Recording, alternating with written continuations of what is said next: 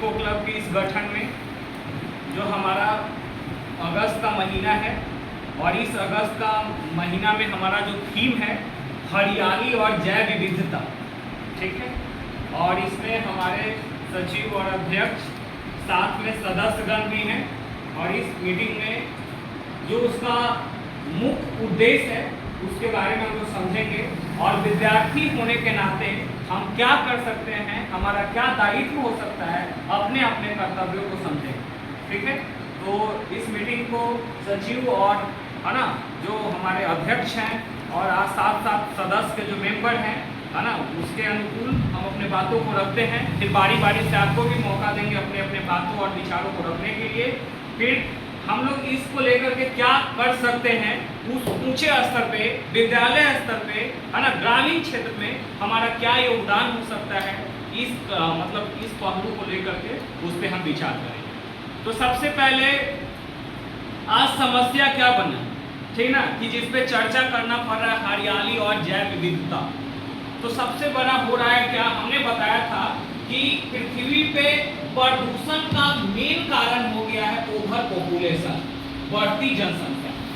बढ़ती जनसंख्या ही सारे प्रदूषणों का मुख्य कारण है कि नहीं। जैसे सपोज दैट पॉपुलेशन बढ़ रहा है तो खाना का डिमांड भी बढ़ेगा। जब डिमांड बढ़ेगा तो प्लांटेशन का तो कर रहा है, लेकिन उसको रहने के लिए आवास चाहिए कि नहीं चाहिए। आवास चाहिए तो जंगल के जंगल साफ कर रहे हैं लोग, है ना। फर्नीचर चाहिए, उसके लिए भी पेड़ों का अंधाधुंध कटाई हो रहा है। तो धीरे धीरे हो क्या रहा है कि वनों की कटाई के कारण पेड़ों की संख्या इतनी डाउन होती चली जा रही है कि एक ये चिंता का विषय बन चुका है कि इस पे अगर नहीं फोकस किया गया, अगर इस पे कमांड नहीं किया गया तो एक समय ऐसा आएगा कि सिर्फ और सिर्फ इन्वायरमेंट में CO2 का लेवल बढ़ जाएगा और ऑक्सीजन का लेवल घटेगा। क्योंकि आप जानते हैं प्रकाश संश्लेषण के समय में पेड़ पौधा जो है इस कार्बन डाइऑक्साइड को यूज करके सूरज के प्रकाश के साथ और पानी की यूज करके अपना ग्लूकोज का निर्माण करता है ना, स्टार्च का निर्माण कर और स्टोर करके स्टार्च के तौर पे रखने का काम करता है, ठीक है। तो इसमें जैसे पेड़ों की कटाई और वन क्षेत्र में कमी है ना, और यही कारण हो रहा है कि पर्यावरण का जो संतुलन है वो बिगड़ता चला जा रहा है। आज गर्मी में देखते हैं ना टेम्परेचर कितना बढ़ जाता है, एकदम से टेम्परेचर बढ़ता चला जा रहा है। धीरे धीरे वाटर लेवल, जल का जो स्तर है वो भी डाउन होता चला जा रहा है। तो विद्यार्थी होने के नाते हम इसमें क्या कर सकते हैं, ठीक है ना। तो सबसे पहले स्कूल परिसर में पेड़ पौधा लगाना, समझ में आया कि नहीं। स्कूल परिसर में हम लोग पौधारोपण अभियान चलाएंगे, ठीक है। दूसरा हम लोग उसमें सब क्लासिफाई भी कर सकते हैं, ठीक है ना। जैसे मान लो बच्चे एक साइड में हमने क्या किया कि पूरा औषधि वाले पौधे जैसे तुलसी, नीम, है ना, औषधि समझ रहे हैं ना, जहाँ से दवाई वगैरह आप गांव वगैरह में भी देखे होंगे ना, वो तो गमला में लगा लेते हैं। बोलते हैं कि ये शुगर, मधुमेह जो है ना, शुगर का जो बीमारी डायबिटीज है उसको सुबह ग्रहण कीजिए, बहुत सारा वैसा होता है, वो कर सकते हैं औषधि वाला।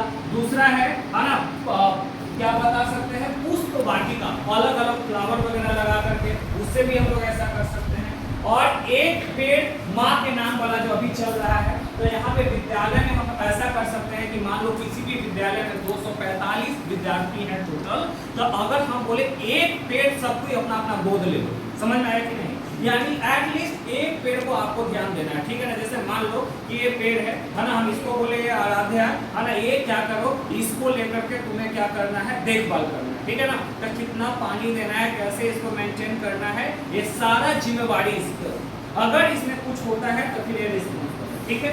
सेकंड जो हमारे पास पौधा है, हम ये दिए इसको अनाडिक्टी को और बोले कि ये तुम्हारा रिस्पॉन्सिबिलिटी है कि इसको देखना है, देख रेख करना है, ठीक है। तो इस स्तर से क्या कर सकते हैं, हर विद्यार्थी को एक एक पेड़ है ना उसके नाम पे लगाना होगा, है ना, जिससे उसको ध्यान दिया जा सकता है, ठीक है ना। और फिर क्या कर सकते हैं, इसको देख रेख करिएगा तो उसके आधार पर। अब बोलेंगे सर गांव स्तर पे क्या काम होगा, तो गांव स्तर पे भी काम हो सकता है। कहाँ, जो गांव के खाली जगह हैं वहां पे पौधारोपण कर सकते हैं, ठीक है। दूसरा है लोगों को जागरूकता फैलाएंगे इसके बारे में, ठीक है ना। दादा आपको चौकी चाहिए, सोफा चाहिए, आप पेड़ खूब कटना चाहिए, तो बताइए जब काट देंगे तो फिर से नया जब है वो कहाँ से आ रहा है, ये बताइए। अंधाधुंध कटाई हो रहा है और फिर कर रहे हैं, बारिश भी ना हुई थी, गर्मी भी बढ़ी थी, क्या वजह है इसके पीछे, का असली वजह यहाँ पे बताना होगा, ठीक है ना, कि ये सब पूरा जो है विज्ञान का ही देन है और इस तरीका से समझना चाहिए, ठीक है। अब आप लोग अपना अपना बात करें।